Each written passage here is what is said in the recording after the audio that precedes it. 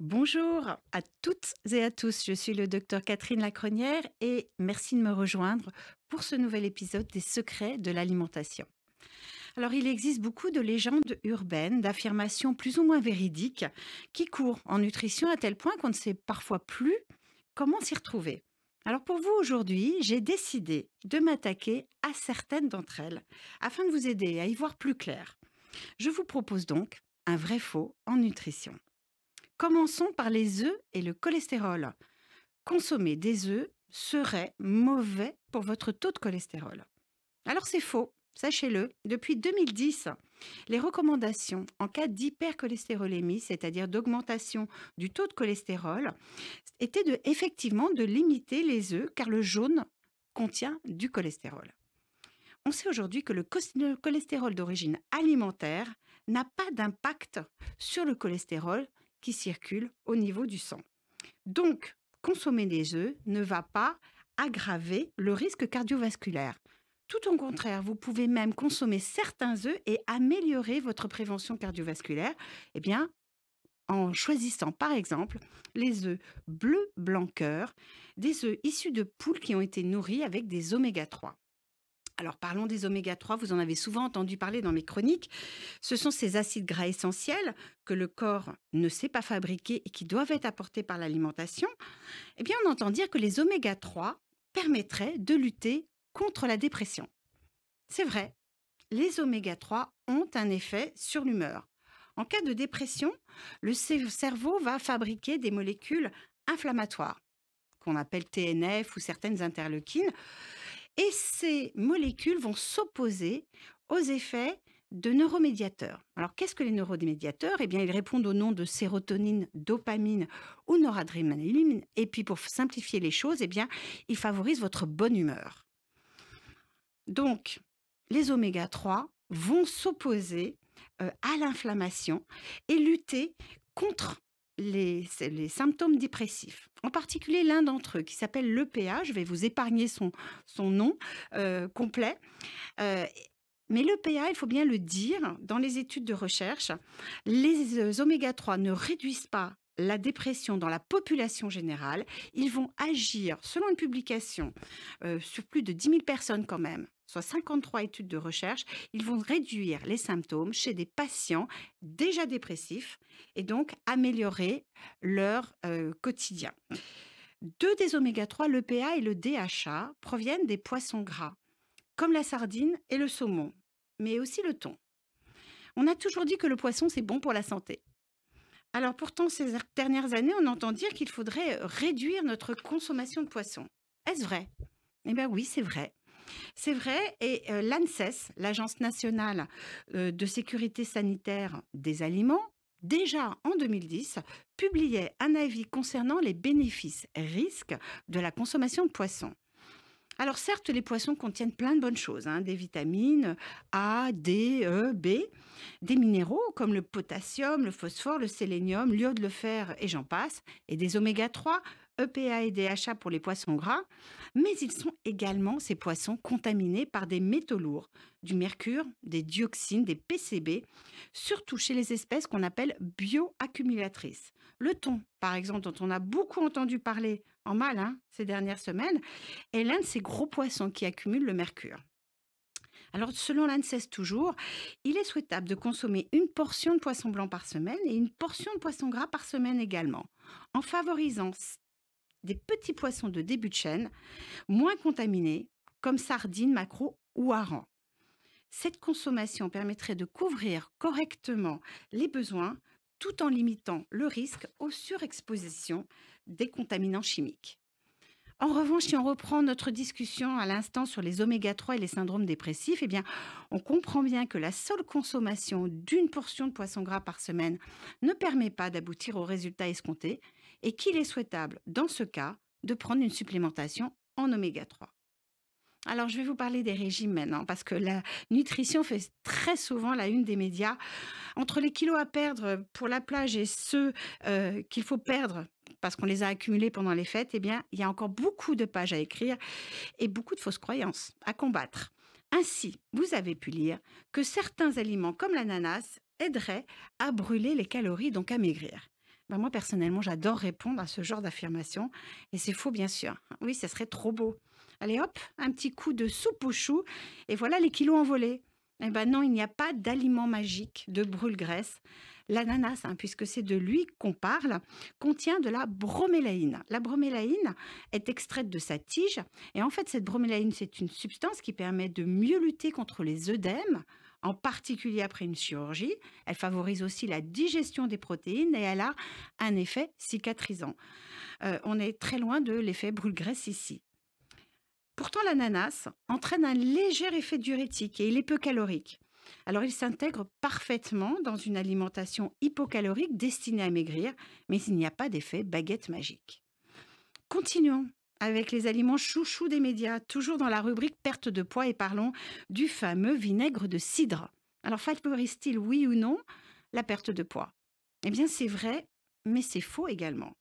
Une étude parue en 2024 a montré que la consommation quotidienne de 3 doses, c'est pas rien, de vinaigre de cidre pour une durée de 4 à 12 semaines avait permis de diminuer le poids, l'index de masse corporelle, donc le rapport poids sur taille au carré, le tour de taille et la composition corporelle en diminuant le pourcentage de masse grasse. Par ailleurs, la glycémie, c'est-à-dire le taux de sucre, et celui de cholestérol et de triglycérides étaient aussi améliorés.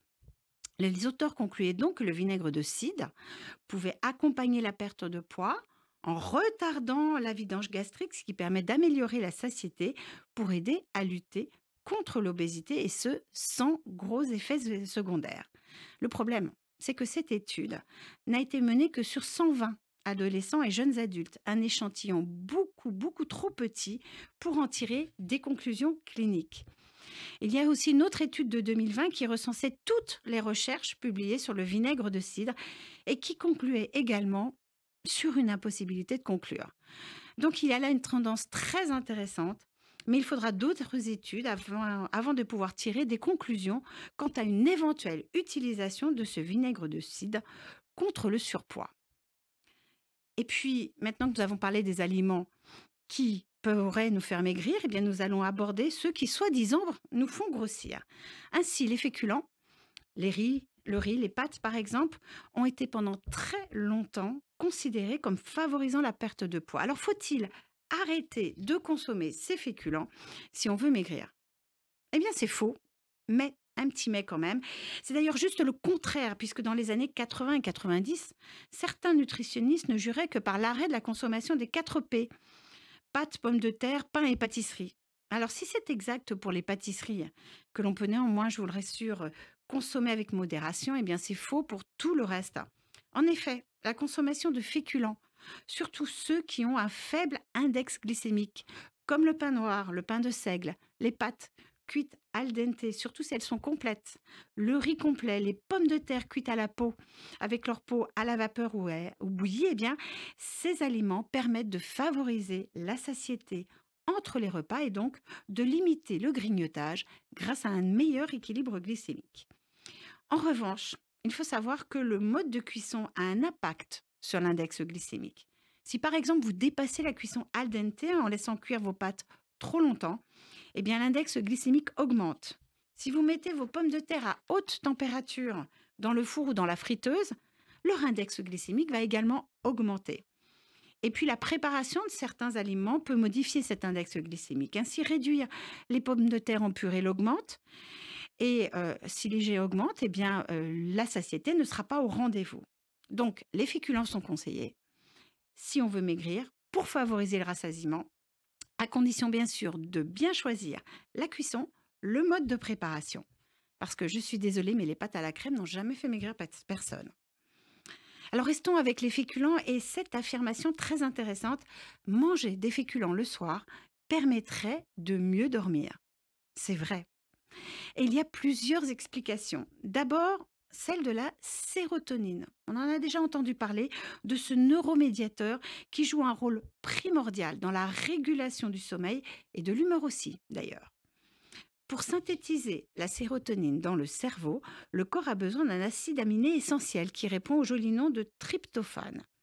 Une fois consommé, ce tryptophane a besoin de passer la barrière hématoméningée, c'est-à-dire la frontière entre le sang et le cerveau pour pouvoir être transformé en sérotonine. Mais il n'est pas le seul acide aminé à vouloir atteindre le cerveau. Il y en a bien d'autres, et en particulier, il y en a un autre qui s'appelle la tyrosine, qui se transforme en dopamine. Et cette dopamine, eh bien, elle vous réveille, tout le contraire de ce que l'on cherche. Donc, dans cette compétition, il nous faut aider le tryptophane à passer dans le cerveau. Et ce sont les féculents qui vont le faire. En effet, la consommation de féculents entraîne la synthèse d'insuline qui va envoyer les acides aminés concurrents vers les muscles. Et comme ça, le tryptophane pourra passer plus librement dans le cerveau. La deuxième explication, c'est celle de la satiété. Manger des féculents le soir vous rassasie et vous éviterez beaucoup plus facilement les réveils et les fringales nocturnes, qui peuvent très mal se finir dans le frigidaire en pleine nuit. Bien sûr, on évitera là encore une recette trop grasse avec de la crème par exemple, car une digestion difficile ne favorise pas le sommeil. Et je vais terminer avec mon aliment fétiche, le chocolat, parce que le tryptophane est également présent dans ce chocolat. Alors, est-il bon pour la santé? Eh bien, c'est vrai, mais ça peut être faux aussi.